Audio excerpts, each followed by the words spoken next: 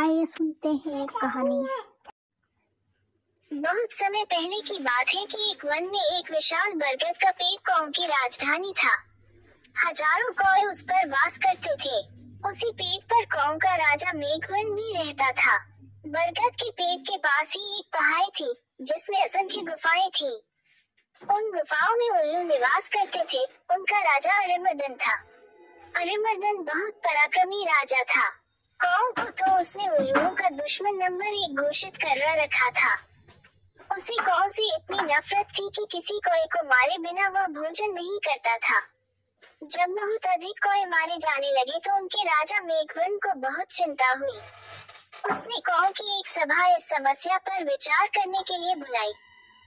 मेघवन बोला, मेरे प्यारे कौ, आपको तो पता ही है कि उल्लुओं के आक्रमणों के कारण हमारा जीवन असुरक्षित हो गया है। हमारा शत्रु शक्तिशाली है और अहंकारी भी। हम पर रात को हमले किए जाते हैं। हम रात को देख नहीं पाते। हम दिन में जवाबी हमला नहीं कर पाते क्योंकि वे गुफाओं के अंधेरों में सुरक्षित बैठे रहते हैं। फिर मेघवन ने सियाने और बुद्धिमान कौ से अपने सुझाव देने के लिए कहा। एक डरपोक कौवा बोला, हमें उल्लू से समझौता कर लेना चाहिए। वह जो शर्तें रखे हम स्वीकार करें। अपने से तख्तवर दुश्मन से पिटते रहने में क्या तुक है। बहुत सी कौ ने का करके विरोध प्रकट किया। एक गर्म दिमाग का कौवा चीखा, हमें उन दुष्टों से बात नहीं करनी चाहिए। सब उठो और उन पर आक्रमण कर दो। एक निराशावादी कौवा बोला, शत्रु बलवान है। हमें ये स्थान छोड़कर चले जाना चाहिए। सियाने कौवे ने सलाह दी, अपना घर छोड़ना ठीक नहीं होगा। हम यहाँ से गए तो बिल्कुल ही टूट जाएंगे। हमें यहीं रहकर और पक्षियों से सहायता लेनी चाहिए। कौ में सबसे चतुर व बुद्धिमान स्थिरजीवी नामक कौवा था, जो चुपचाप बैठा सबकी दलीलें सुन रहा था। राजा मेघवन उसकी ओर मुड़ा, महाशय, आप चुप हैं। मैं आपकी राय जानना चाहता हूँ। स्थिरजीवी बोला, महाराज, शत्रु अधिक शक्तिशाली हो तो छल नीति से काम लेना चाहिए। कैसी छल नीति, जरा साफ साफ बताए, स्थिरजीवी, राजा ने कहा। स्थिरजीवी बोला, आप मुझे भला बुरा कहिए और मुझ पर जानलेवा हमला कीजिए। मेघवन चौंका, यह आप क्या कह रहे हैं स्थिरजीवी? स्थिरजीवी राजा मेघवन वाली डाली पर जाकर कान में बोला, छल नीति के लिए हमें यह नाटक करना पड़ेगा। हमारे आसपास के पैरों पर उल्लू जासूस हमारी इस सभा की सारी कार्यवाही देख रहे हैं। उन्हें दिखाकर हमें फूट और झगड़े का नाटक करना होगा। इसके बाद आप सारे कौ को लेकर ऋषिमुख पर्वत पर जाकर मेरी प्रतीक्षा करें। मैं उल्लुओं के दल में शामिल होकर उनके विनाश का सामान जुटाऊंगा। घर का भेदी बनकर उनकी लंका ढाऊंगा। फिर नाटक शुरू हुआ। स्थिरजीवी चिल्लाकर बोला, मैं जैसा कहता हूँ वैसा कर राजा के बच्चे। क्यों हमें मरवाने पर तुला है? मेघवन चीख उठा, गद्दार, राजा से ऐसी बदतमीजी से बोलने की तेरी हिम्मत कैसे हुई? कई कौए एक साथ चिल्ला उठे, इस गद्दार को मार दो। राजा मेघवन ने अपने पंख से स्थिरजीवी को जोरदार झापड़ मारकर तनी से गिरा दिया और घोषणा की, मैं गद्दार स्थिरजीवी को कौवा समाज से निकाल रहा हूँ। अब से कोई कौवा इस नीच से कोई संबंध नहीं रखेगा। आसपास के पेड़ों पर छिपे बैठे उल्लू जासूसों की आंखें चमक उठी। उल्लुओं के राजा को जासूसों ने सूचना दी कि कौ में फूट पड़ गई है। मारपीट और गाली गलौच हो रही है।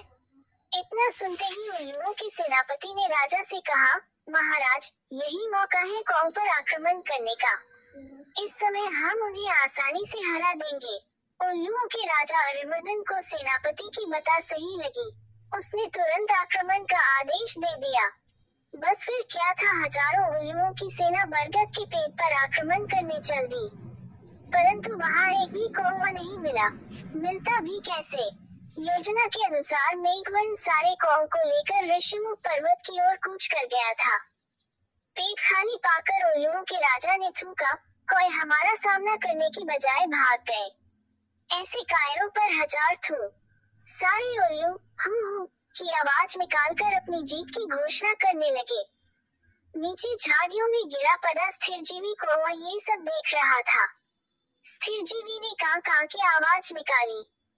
उसे देखकर जासूस उल्लू बोला, अरे ये तो वही कौवा है जिसे इनका राजा धक्का देकर गिरा रहा था और अपमानित कर रहा था। उल्लुओं का राजा भी आया। उसने पूछा, तुम्हारी ये दुर्दशा कैसे हुई? स्थिरजीवी बोला, मैं राजा मेघवर्ण का नीति मंत्री था। मैंने उनको नेक सलाह दी कि उल्लुओं का नेतृत्व इस समय एक पराक्रमी राजा कर रहे हैं। हमें उल्लुओं की अधीनता स्वीकार कर लेनी चाहिए।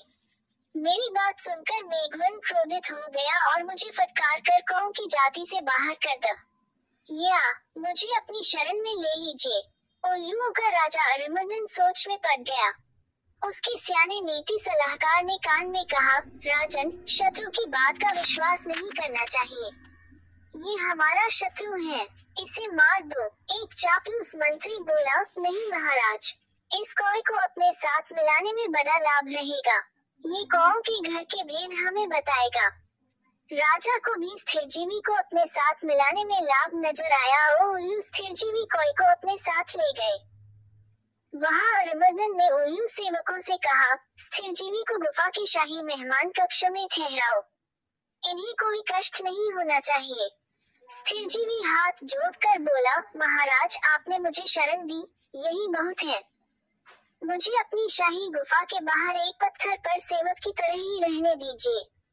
वहाँ बैठकर आपके गुण गाते रहने की ही मेरी इच्छा है। इस प्रकार स्थिरजीवी शाही गुफा के बाहर डेरा जमाकर बैठ गया। गुफा में नीति सलाहकार ने राजा से फिर से कहा, महाराज, शत्रु पर विश्वास मत करो। उसे अपने घर में स्थान देना तो आत्महत्या करने समान है। अरिमर्दन ने उसे क्रोध से देखा, तुम मुझे ज्यादा नीति समझाने की कोशिश मत करो। चाहो तो तुम यहाँ से जा सकते हो। नीति सलाहकार उल्लू अपने 2-3 मित्रों के साथ वहाँ से सदा के लिए ही कहता हुआ विनाशकाली विपरीत बुद्धि।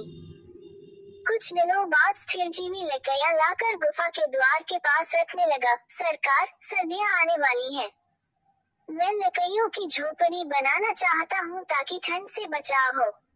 धीरे धीरे लकड़ियों का काफी ढेर जमा हो गया। एक दिन जब सारे उल्लू सो रहे थे तो स्थिरजीवी वहाँ से उठकर सीधे ऋषिमुख पर्वत पर पहुँचा, जहाँ मेघवर्ण और कौओं सहित उसी की प्रतीक्षा कर रहे थे। स्थिरजीवी ने कहा, अब आप सब निकट के जंगल से जहाँ आग लगी है एक एक जलती लकड़ी चोंच में उठाकर मेरे पीछे आइए। कौओं की सेना चोंच में जलती लकड़ियाँ पकड़ स्थिरजीवी के साथ उल्लुओं की गुफाओं में आ पहुँचा। स्थिरजीवी द्वारा ढेर लगाए लकड़ियों में आग लगा दी गई। सभी उल्लू जलने या दम घुटने से मर गए। राजा मेघवर्ण ने स्थिरजीवी को कौवा रत्न की उपाधि दी। सीखा, शत्रु को अपने घर में पनाह देना अपने ही विनाश का सामान जुटाना है। इसलिए मुझे इस कहानी से शिक्षा मिलती है, शत्रु को कभी अपने घर में निवास नहीं देना चाहिए।